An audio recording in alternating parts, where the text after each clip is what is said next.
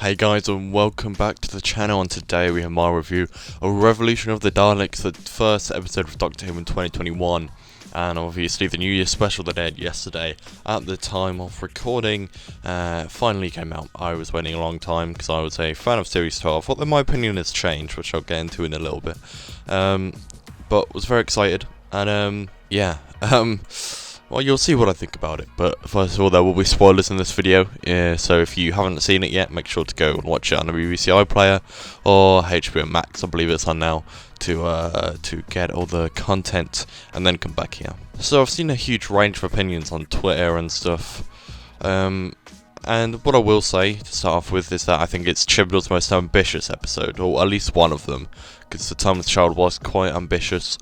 And I have to say, I think it's one of my favourites of the Chibnall era, if I'm being completely honest. It wasn't a major disappointment in most of it, anyway. So let's start with the good stuff, which thankfully there is a fair amount of it. There is actual character work here. Yaz, Ryan and Graham are at their best in this episode for me. They have been left on Earth without the Doctor for 10 months, and it's been a struggle for Yaz more than the others, which I hope gets explored more in Series 13, because I felt like it was kind of hinted at that the Doctor was a real light in Yaz's world, and we got a little bit of that explored in Can You Hear Me with Yaz's mental health, which is what I mean. I hope it gets explored in Series 13, giving Yaz some more character, and hopefully she gets more of the spotlight without the other two there, and it gives us a good light into the impact of the Doctor, good and bad, which is one good thing that Captain Jack has with being back, because obviously he's experienced the best of the Doctor, but also he's been left behind. Doctor? Captain? Good to see you. And you? You abandoned me. Did I? Busy life, moving on. So he has true experience with it, and the character stuff really takes centre stage in here, which is nice, and it's a step in the right direction, but because of the lack of it in Series 11 and 12, I didn't care that much for the fam in this episode. It was a well shot, well written goodbye to Ryan and Graham, but because I didn't really care about them, the only reason I cared about Graham was because of Bradley Walsh's performance, and Ryan, like, he wasn't necessarily unlikable, but they were just two of the most, all three of them have been three of the most, if not the most, lacklustre companions in the whole of New Who. And the only bit where it was really looked at, some of their character, was in Can You Hear Me, which was a good episode. Okay guys, so my camera died, hence the massive change of lighting and everything, but yeah, not really anything else to say. Let's just get straight back into the review. So, as I was saying about Can You Hear Me being one of the stronger episodes, so that was it, really. That was the really main connection we got with the companions over the course of both of these series, which really is not good at all. So, yeah, I didn't really feel the connection like I did with Martha when she chose to leave, like Ryan and Graham did. And yeah, it's just nothing close, and it's really disappointing that the other series let this special down. The Dalek storyline is fun. It was surprisingly fun to have Jack Robertson back, and I know he's basically the Donald Trump character, which, you know, is, from what I remember in Arachnids in the UK, because I really don't remember much, that's all he was meant to be, but in this episode, he doesn't feel like he's trying as much to make a social commentary, and it clearly is somewhat, but it's done in a more comedic way and not as forced this time, I found, and I found that okay. He was surprisingly funny in the annoying way, if that makes any sense. Like, he was such a stupid and bad, annoying character that it was funny. And it worked. And having the bronze Daleks back, obviously great, they always look great, and seeing them take out the impure Daleks was a lot of fun as well. And I have to say, I really like the Earth drone design of the Daleks with the glowing and stuff. I think the red glow is incredibly modern, very 21st century. I think it really works. I wouldn't be surprised if they do come back. And I'm not going to complain, as long as it's in a good story.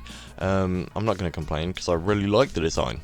It was also a really nice connection to Resolution to explain the designs, and I find it believable that they'd make these security drones. I think the stuff about this random tea lady drugging the guy transporting, that wasn't really explained enough, and that's kind of irritating, but yeah.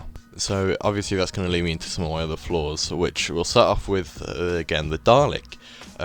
The one that is cloned. The cloning thing, okay, I can understand someone cloning the thing, curiosity, I'm fine with that. But I don't understand how that one Dalek would create this factory in Osaka of so many other Daleks, a genuine army.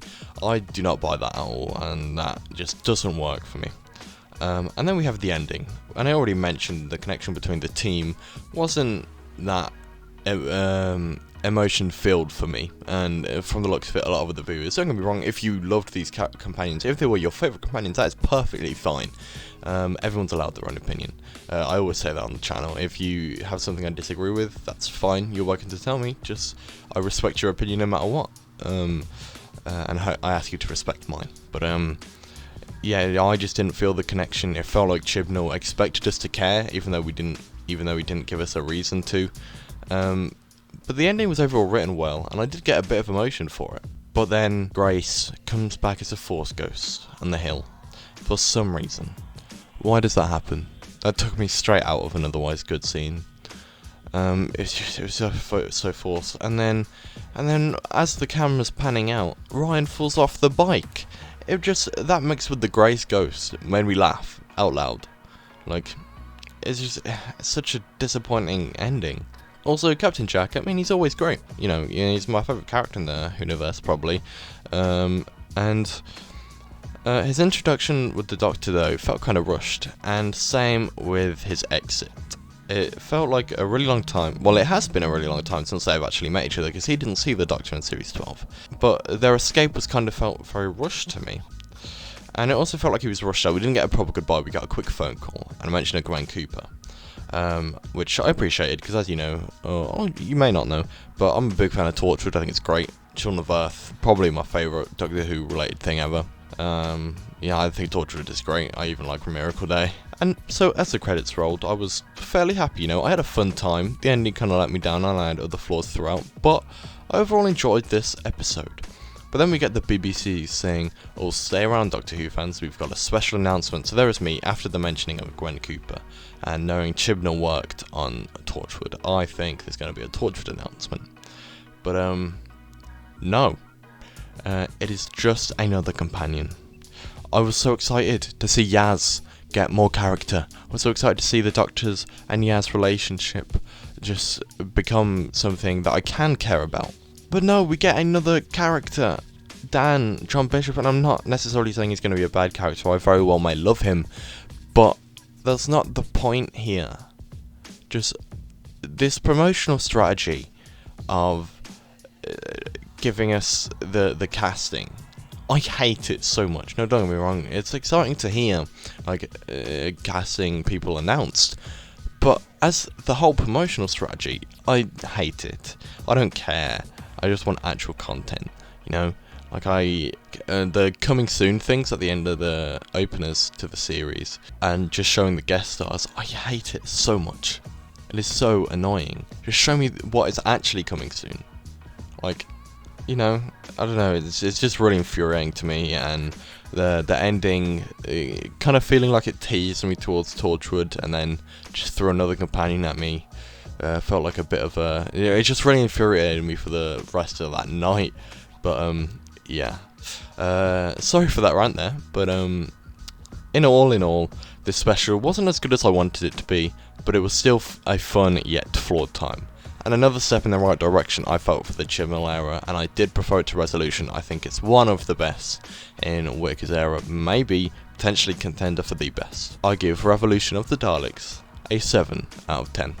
Thanks guys so much for watching. I have 2 more Doctor Who videos on their way. One talking about why Torchwood has to come back, and another about the Timeless Child, because as my opinion has changed, I'd like to make a video on it again. If you've been here for a while, you will know that I'm a fan of the Timeless Child. I think it was interesting. At least I did. I have some new opinions about it that have kind of grown over the past few months since The Timeless Children aired. and I really like to talk about it. But you'll see whether they're positive or negative in that video. But yeah, guys, thank you so much for watching. Again, this just was my opinion. I think I may be giving these scores very high, so I may start lowering them a bit, because I'm realizing like even 6 and 7, they're not great scores, but they're, you know, I need to back down. You know, I'm too positive with these. I need to be harsher. But yeah, thank you guys so much for watching, and I hope you enjoyed. Let me know what you thought of the New Year's special down below, and I will catch you guys on the next one. Take care.